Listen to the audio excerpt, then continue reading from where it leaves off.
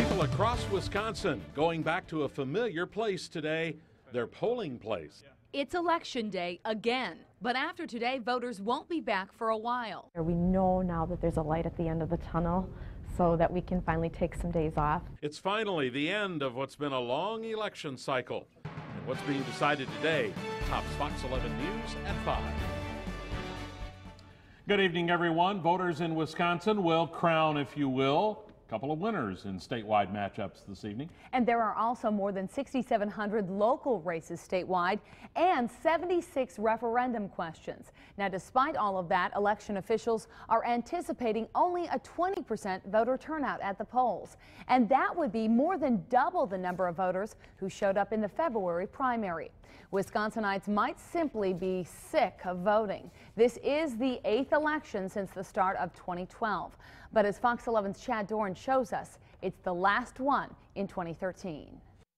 One final trip to the polls, and voters say, let's move on with all the things in Wisconsin that need to be addressed. The last election of 2013 marks the completion of an election cycle that started last February with a spring primary, followed by a spring general election in April. That was followed by 2 recall elections in May and June. The year finished with another primary in August and the presidential election in November. The February spring primary of this year and today's election make 8 in a 14-month span. But it's not just voters who are ready for a break. We know now that there's a light at the end of the tunnel so that we can finally take some days off. Shar Peterson says she and her staff have hardly had a single day off, much less work a normal 8-hour day in the last year and a half. And on top of the nonstop elections, the clerk's office handles everything from liquor licensing to weekly duties with the Common Council. You have to be able to multitask. You're juggling constantly 2 or 3 things at a time. It's been a whirlwind, and we just do what we need to do to get the work done and make sure it's done correctly. Work Peterson and her staff will now try to catch up on. The next scheduled election is next February, and polling place volunteers are also looking forward to some time off. It gets tiring. Last year was too bad, too many. I mean, you'd like 3 or 4 months off if you can.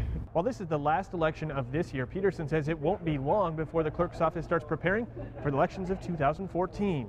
For next year's spring elections, we already start working on those particular ones in November already of this year. While some are ready for a break, voting is a right and a privilege many say should not be taken for granted. I think the fact that we have that right and to not exercise it that's a crime, I think.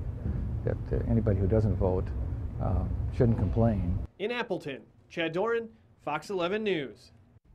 And again, today's election may in fact be the final one of 2013. Peterson says in Appleton, she's expecting 24% of the registered voters to make it to the polls.